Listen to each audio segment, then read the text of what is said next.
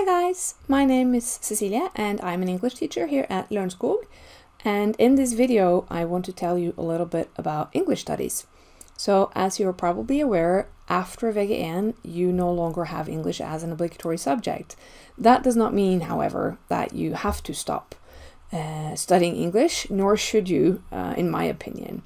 So in this video I want to tell you a little bit about maybe why you should continue with your English studies, and also a little bit about what you're going to learn if you choose English at VG2 or VG3. Alright, so let's start with the why. Maybe you feel like this guy, right? I can English very good already. Now, if you can't sort of see that there's anything wrong with this statement, then you should definitely choose English studies next year as well. If you can detect what is wrong with his statement, then I think you still need English. And here are a few reasons why. I'm mainly going to focus on how you need English in your studies and also how you need it in your working life. So if we start with studying. Now, you're all planning on going to college or university, I guess. But what you might not be aware of is how much of the literature that you have to read that will actually be in English. So Språkrådet is quite concerned about this. And they did a research a couple of years ago, 2017, and they discovered that in subjects such as psychology, science, information, geology and philosophy, almost 100% of the syllabus is in English. And also in a lot of other subjects or disciplines, you'll see that parts of the syllabus is in English. So of course, if you choose to study to become a nurse or a lawyer, then most of the literature will be Norwegian. But in very many other subjects that you don't necessarily think about as English, you will have to read a lot of English because it's expensive to translate, right? And the newest research and the newest literature is often only available in English.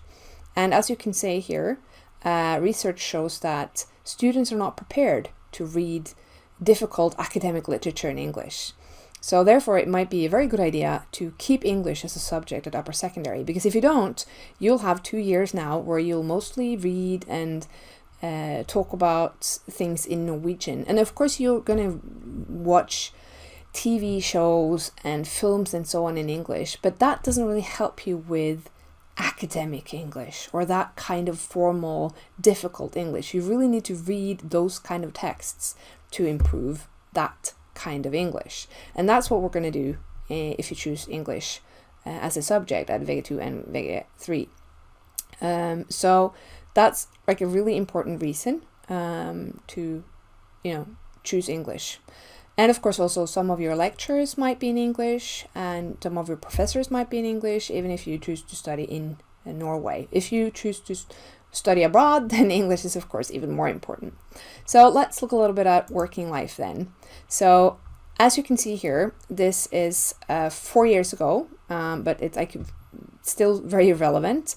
I don't think it's sort of diminished this percentage in any way. So it says here, HR stands for Human Resources, which means basically the people who recruit you, right?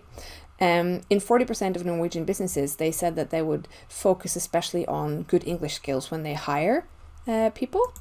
And then as you can see here, English is used for now only in 4% of businesses in a survey said that they use English as their working language. But 15% of the businesses say that they use English to a large or very large degree. And Geir Reman points out a problem here because, as he said, Norwegian employees, they speak relatively good English, but not necessarily a professional kind of English. And they're not so good at writing, and especially also, again, professional English.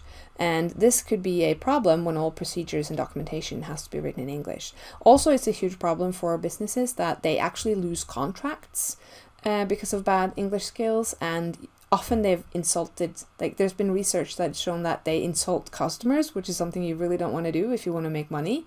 And also you order one thing, but you get something completely different because of communication problems. So to learn this kind of professional and written English, you really need to study more than, just VG1. Right.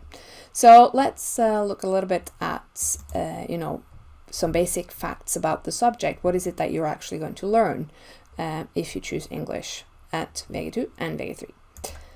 So basic information at VG2, it's called English 1, kind of a boring name, but that's what it's called. 5 lessons or periods a week, and the same at VG3, English 2, 5 periods and lessons a week. And then worth noticing, which is why I've sort of made a red circle here, that you get 2 final grades. You get a grade for your oral English skills and also for your written English skills, which is different than VG1, where you only get 1 grade that's supposed to represent both your oral skills and your written skills.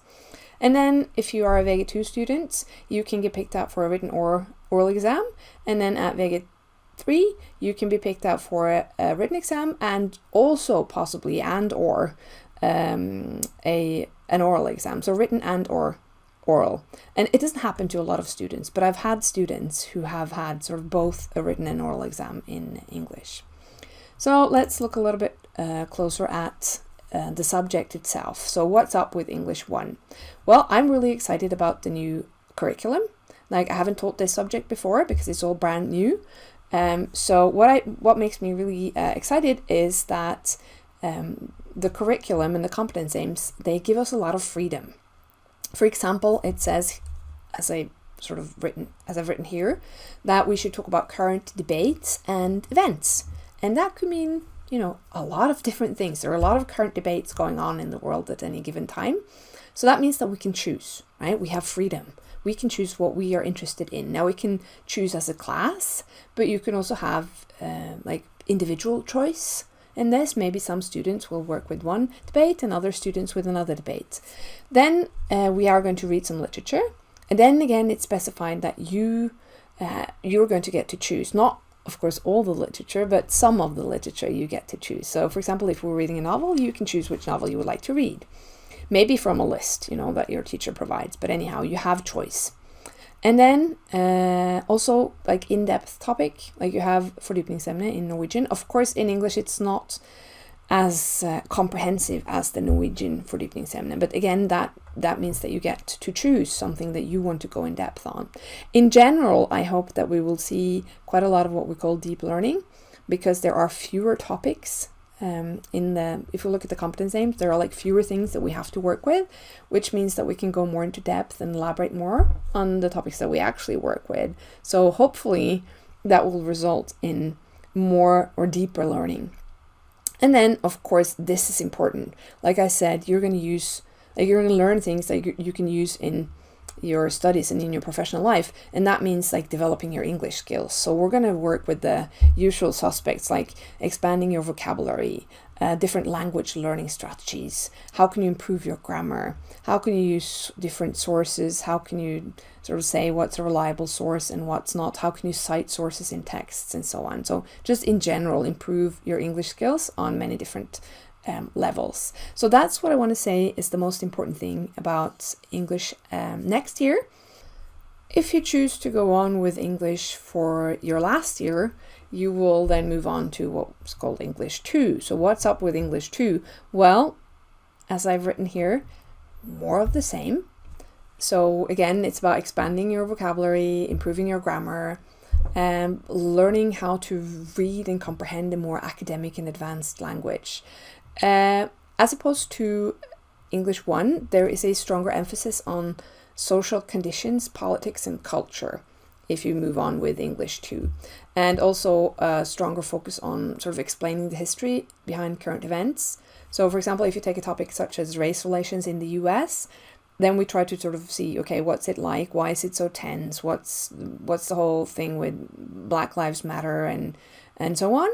And then we try to look at the history behind this. So we go back to slavery and we try to look at how society has developed after the slaves were emancipated, for example, and how has that led to the situation that we have today.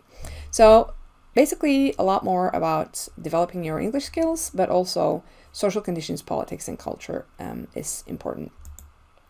So finally then, I will say that you should choose English to, first of all, avoid insulting people by accident, whether that's in your everyday life or in your studies or in your working life. And then to succeed with your studies, because you will have to read a lot of advanced academic literature in English, and then improve your chances of landing a job and do well once you've gotten your job. So help your business to, not insult customers, not lose contracts, not order one thing and get something else. So I hope to see a lot of students next year who have chosen to go on with their English studies. And if you don't do it next year, VG2, please do that in VG3 then. Go back and have one last year of English before you move on to higher education. I think that's is a good tip for me at least. So if you have any questions, ask your English teacher. Or if you want to talk to me, again, my name is Cecilia, and you find me, you find my email address, and you find me on Teams and everything. So see ya.